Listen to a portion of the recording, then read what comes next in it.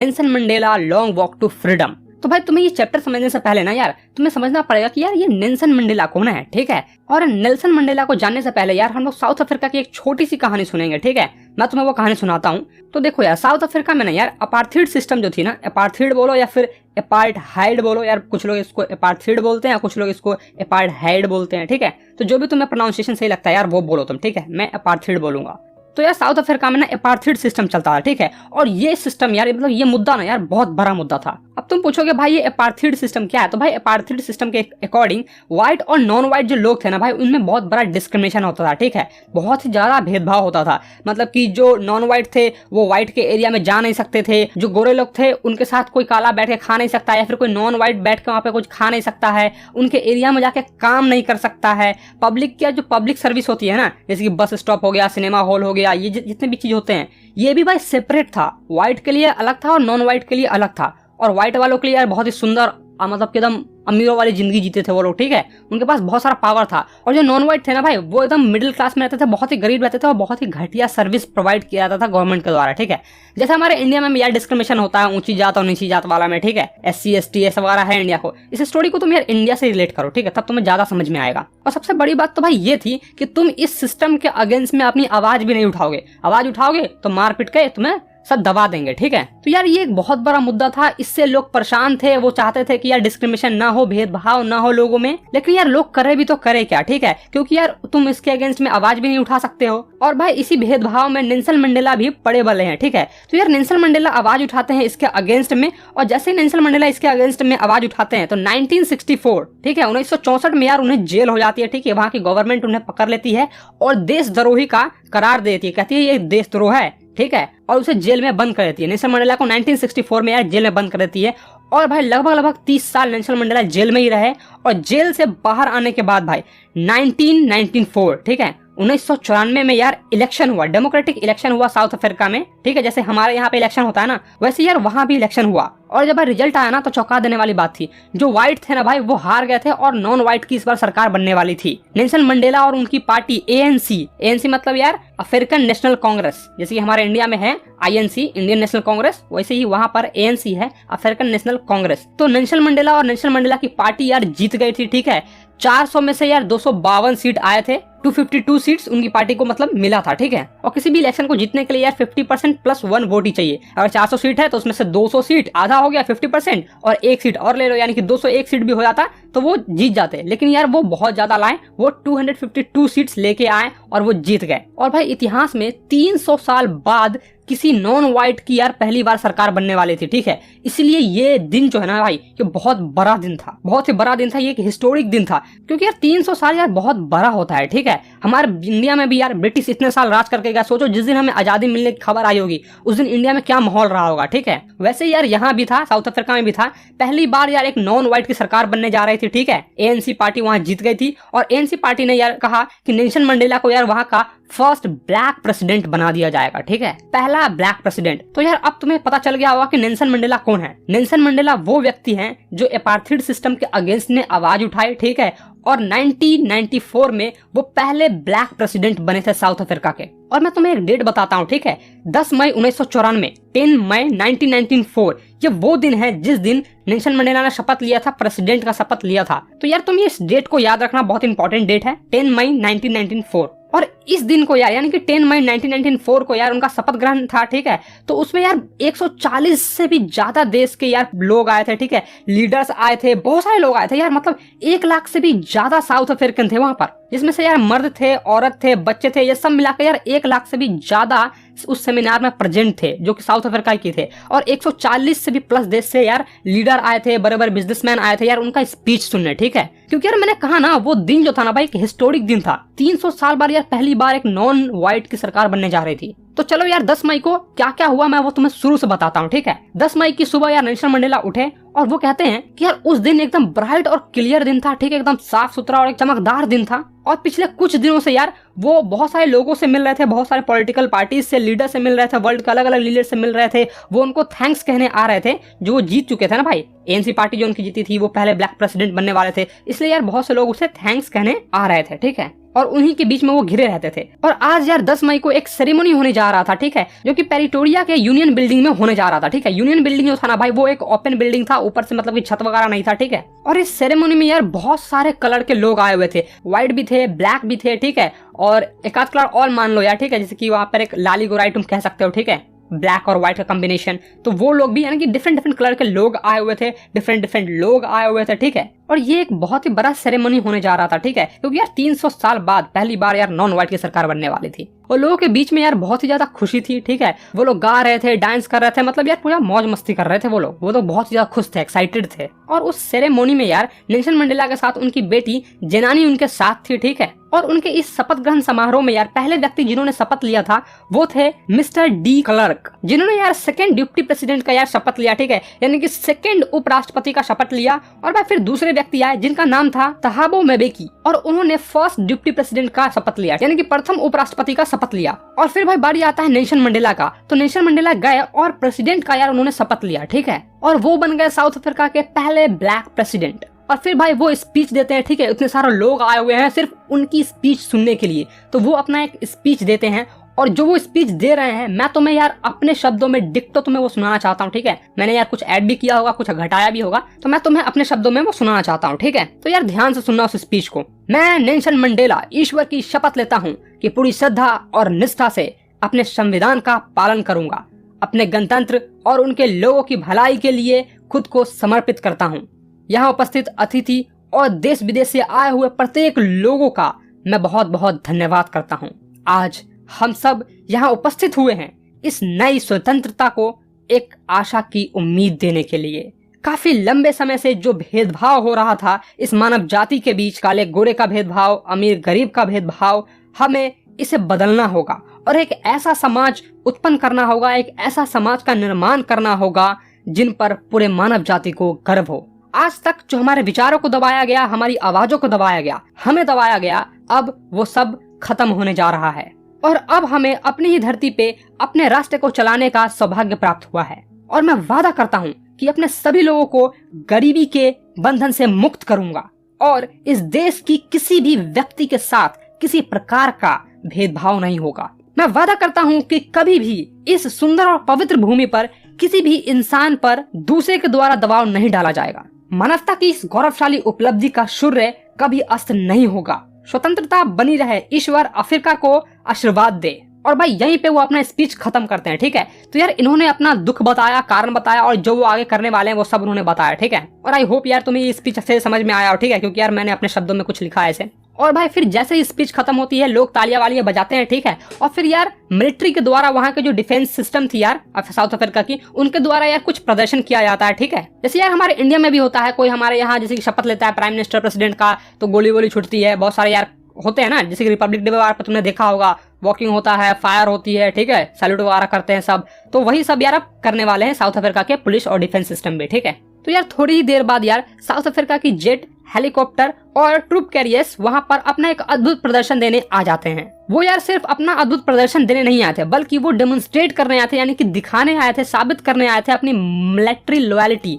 जो अभी नई गवर्नमेंट बनी है उसके प्रति यार लॉयल्टी रखेंगे, ठीक है, मतलब यार लॉयल रहेंगे, ठीक है, उनके प्रति यार वफादारी निभाएंगे। और भाई फिर वहां के हाईएस्ट जनरल, साउथ अफ्रीका के हाईएस्ट जनरल, डिफेंस फोर्स, ठीक है, और पुलिस जितने भी थे यार, जिनके चेस्ट पर यार रिबन्स लगी हुई थी, मेडल्स लटके हुए थे, ठीक है, वो सभी के सभी यार सैल्यूट करते हैं। और भाई फिर वो भी शपथ लेते हैं कि वो लॉयल रहेंगे, जो नई सरकार बनी है उनके प्रति यार वफादारी निभाएंगे, इसका वो शपथ लेते हैं, ठीक है। और फिर भाई नेल्सन मंडेला यार मनी मन सोचते हैं कि ये वही पुलिस वाले थे, ये वही डिफेंस सिस्टम थी इस साउथ अफ्रीका की, जिन्होंने यार कुछ साल पहले मुझे जेल में बंद कर दिया था। 1964 में बंद नहीं कर दिया गया था नेल्सन मंडेला को, वो अपार्थाइड सिस्टम के अगेंस्ट में इन्होंने आवाज उठाई, तो उन्हीं के बारे में ये बता रहे हैं। तो आज से पहले यही पुलिस थी जिन्होंने मुझे यार कैद कर लिया था और जेल में एक बंदी बना लिया था, और आज भाई वही पुलिस मुझे सैल्यूट मार रही है। तो यार ये वो मनी मन सोचते हैं और खुश भी होते हैं, ठीक है। और फिर वो बताते हैं यार जो इम्पाला जेट था ना भाई, वो एक धुआं छोड़ता है ऊपर में आसमान में, ठीक है यार, इसमें यार ब्लैक, रेड, ग्रीन, ब्लू और गोल्डन कलर का यार धुआं छोड़ा जाता है, जो कि साउथ अफ्रीका के फ्लैग को रिप्रेजेंट करता है, ठीक है। साउथ अफ्रीका का एक फ्लैग बनाते हैं स्मोक से, ठीक है। और भाई जैसे ये प्रदर्शन खत्म हुआ तो वहां पर दो नेशनल एंथम गाया गया, ठीक है, एक व्हाइट पीपल के लिए अलग और एक नॉन व्हाइट लोगों के लिए अलग नेशनल एंथम गाया गया। व्हाइट लोगों के लिए भाई एनगोसी सिकेलेला अफ्रीका अफ्रीका नाम का एक नेशनल एंथम गाया गया और नॉन व्हाइट के लिए भाई डाई स्टिम नाम का एक नेशनल एंथम गाया गया, ठीक है। और भाई ये जो डाई स्टिम नेशनल एंथम था भाई, वो मतलब यार पुराना नेशनल एंथम था साउथ अफ्रीका का, ठीक है। और जो नॉन व्हाइट लोग थे ना भाई, उन्हें ये अब तक इनकी लिरिक्स जो थी भाई ये याद नहीं थी। और नेल्सन मंडेला का ऐसा मानना था कि यार कुछ ही दिनों में यानी कि कुछ ही सालों में ये सब चीजें वो सीख जाएंगे, मतलब कि यार इस नेशनल एंथम का वो लिरिक्स सीख जाएंगे, ऐसा नेल्सन मंडेला का मानना था, ठीक है। और अब भाई नेल्सन मंडेला ना अपने पास्ट के बारे में याद करते हैं, अपने उस दुख और दर्द के बारे में याद करते हैं जो व्हाइट लोगों ने उन्हें दिया है, ठीक है। उन्हें क्या क्या कष्ट सहना पड़ा, क्या क्या हुआ, उस सब चीजों के बारे में अब बता रहे हैं। तो भाई वो कहते हैं कि 20वीं सेंचुरी के फर्स्ट डिके में एक वॉर हुआ था जिसका नाम था एंग्लो वॉर, ठीक है। एंग्लो वॉर नाम का एक वॉर हुआ था। उसके बाद और मेरे जन्म से पहले इन्होंने, जो व्हाइट लोग थे, इन्होंने समझौता किया और ये प्रथा लागू किया जहां पर हम लोगों के साथ डिस्क्रिमिनेशन होता था, ठीक है। और अब भाई लास्ट डिकेड में यानी कि 20वीं सेंचुरी के ही लास्ट डिकेड में भाई ये प्रथा अब खत्म होने जा रही है, ठीक है। और उसके जगह पे भाई एक नई प्रथा लाई जा रही है जिसमें भाई सभी को उसके राइट्स मिलेंगे, उसकी आजादी मिलेगी, ठीक है। और कभी भी भेदभाव नहीं होगा और भाई कलर के रिगार्डिंग तो भेदभाव नहीं होगा पक्का। और अब भाई वो बता रहे हैं कि ये जो दिन था ना भाई, वो हजारों लोगों की कुर्बानी के कारण ही आया था, ठीक है।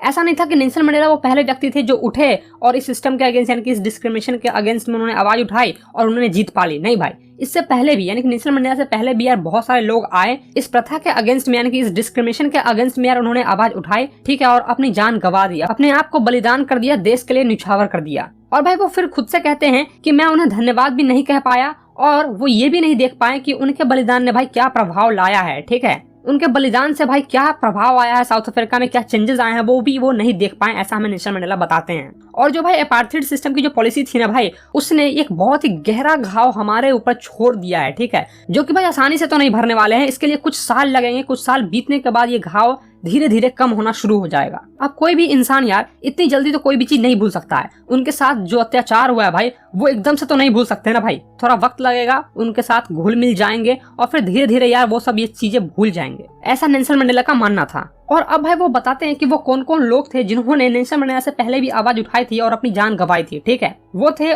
Oliver Tambo, Walter Sisulu, chief Luthuli, Yusuf Dadoo, Bram Fischer, Robert Sobukwe. ये वो सारे लोग थे जिन्होंने नेल्सन मंडेला से पहले इस प्रथा पे आवाज उठाई थी, ठीक है। इस डिस्क्रिमिनेशन के अगेंस्ट में आवाज उठाई थी। और नेल्सन मंडेला कहते हैं कि यही वो साहसी और ज्ञानी लोग थे और शायद ही इनके जैसा अब कोई पैदा होगा, क्योंकि यार ऐसा नहीं है कि कोई भी आज के जनरेशन का आदमी आएगा और इनके जैसा बन जाएगा, ठीक है। वो कहते हैं कि इसके लिए उन्हें कष्ट सहना पड़ेगा, उनको पीड़ा सहना पड़ेगा, उन्होंने जो सहा है ना वो सहना पड़ेगा, तब जाके वो इनके जैसा बन पाएंगे। वो कहते हैं कि हमारे इस देश में यानी कि साउथ अफ्रीका में खनिज बहुत सारे हैं, ठीक है। बहुत सारे मिनरल्स हैं, बहुत सारे डायमंड्स हैं, बहुत सारे हीरे हैं, लेकिन इनसे बड़ा हीरा कोई नहीं है। ये जो लोग हैं ना यार, यही नेल्सन मंडेला के लिए हीरे हैं, ठीक है। असली हीरे यही हैं जो भाई नेचर वाइज अच्छे हैं, सीधे हैं और भाई डायमंड से भी प्योर हैं। उनके लिए भाई डायमंड का कोई मायने नहीं है, उनके जो लोग है भाई वही डायमंड के इक्वल है। और फिर वो कहते हैं कि इन्हीं लोग से मैंने संघर्ष करना और साहस सीखा है। वो बताते हैं यार कि कैसे समय समय पर एक औरत या एक महिला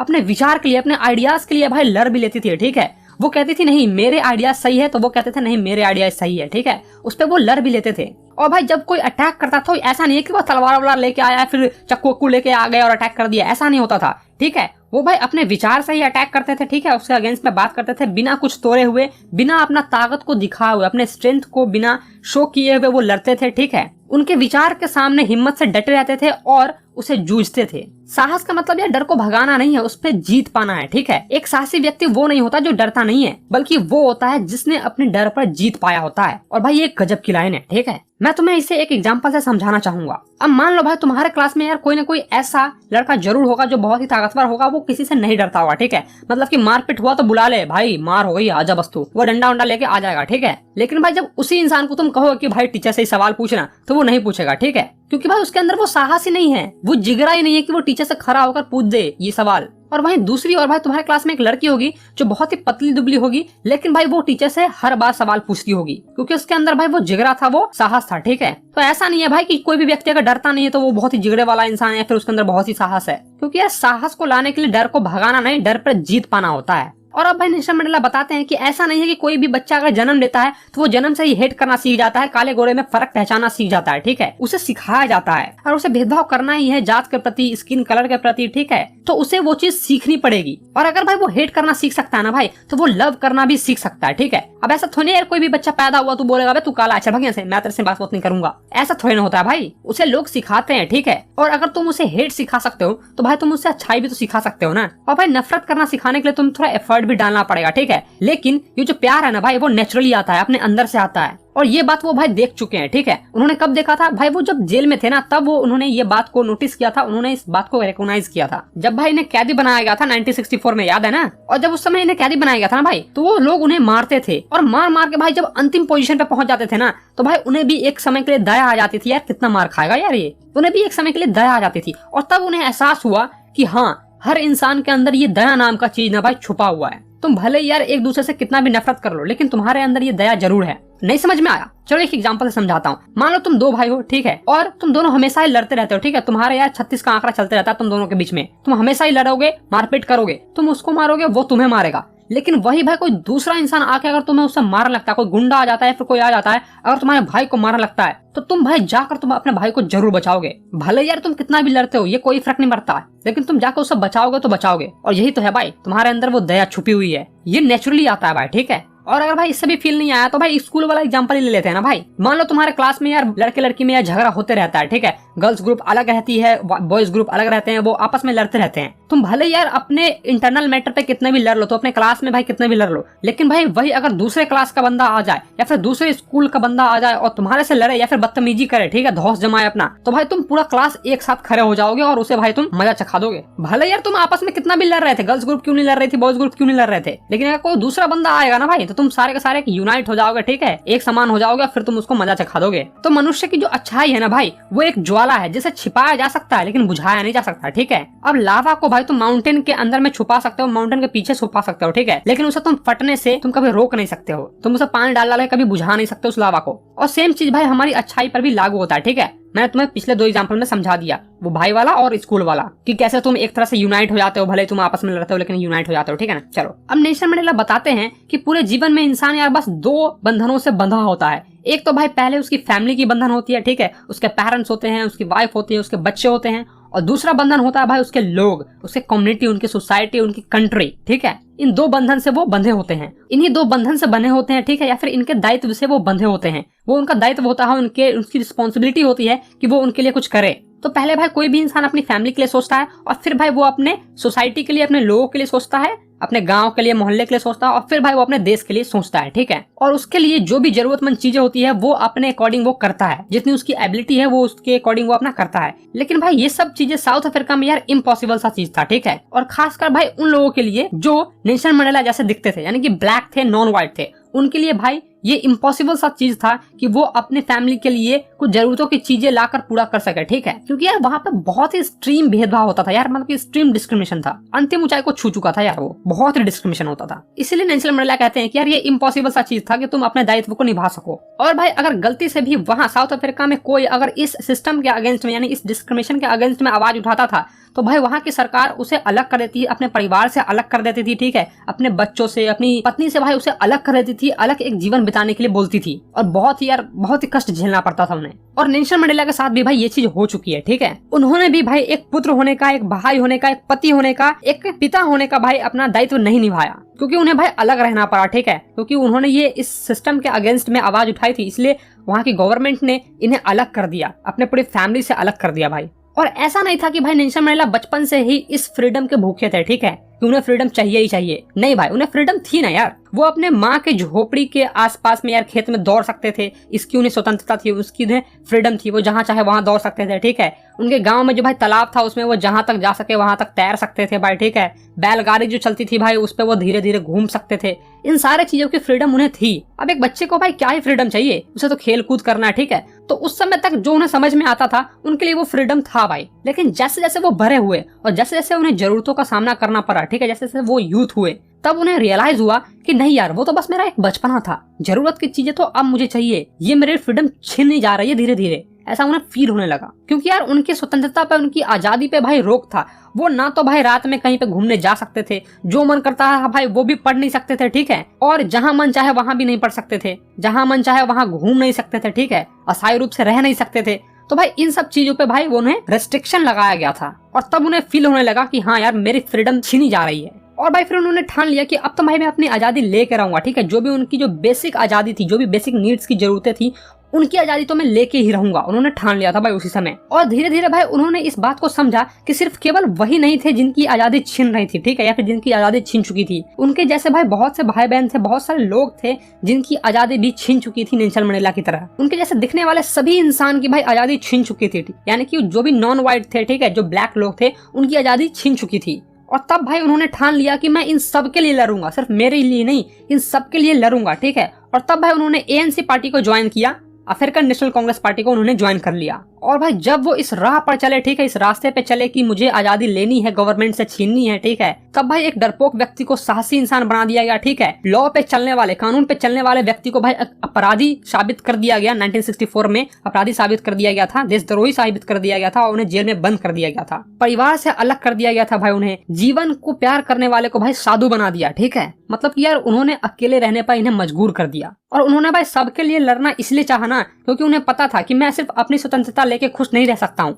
मेरे जैसे दिखने वाले हर एक व्यक्ति की स्वतंत्रता यार मेरे लिए मायने रखती है। इसलिए यार उन्होंने सबके लिए लड़ना सही समझा। अब कोई भी इंसान यार दूसरे की दुख देखकर कैसे खुश रह सकता है? तुम तभी खुश रह सकते हो भाई जब सामने वाला बंदा भी खुश है। और भाई जो इंसान दूसरे की फ्रीडम छीनता है, दूसरे की स्वतंत्रता को छीनता है भाई, वो एक घृणा के लायक है, ठीक है, उसे हेट के सिवा और कुछ भी नहीं मिलेगा। और नेल्सन मंडेला भाई खुद भी खुश नहीं रह सकते थे दूसरे की आजादी छीनकर, ठीक है। इसका मतलब यार बहुत गहरा है, ठीक है, तो तुम्हें इस गहराई को समझना पड़ेगा। इसका मतलब ये है कि नेल्सन मंडेला भाई जैसे ही फर्स्ट ब्लैक प्रेसिडेंट बने साउथ अफ्रीका के, तो वो चाहते भाई तो जो भी उनके साथ अत्याचार हुआ था वो सेम चीज वो रिपीट कर सकते थे व्हाइट लोगों के साथ, ठीक है, क्योंकि भाई अब सारी पावर उनके पास थी। जो भी उन्होंने सहा था भाई, जो भी डिस्क्रिमिनेशन हुआ था उनके साथ में, ठीक है, भाई मतलब कि यार पुअर क्वालिटी की पब्लिक फैसिलिटीज मिलती थी, वो सेम चीज भाई व्हाइट लोगों को वो दे सकते थे, और सारा भाई जितने भी नॉन व्हाइट थे उनको भाई फिर से खुश कर सकते थे। लेकिन वो ऐसा नहीं चाहते थे। वो चाहते थे कि यार इस समाज में सभी व्यक्ति को इक्वली राइट्स दिया जाए, इक्वली फ्रीडम दिया जाए, ठीक है, कोई भी भेदभाव ना हो। इसलिए भाई वो यहाँ पर लिखते हैं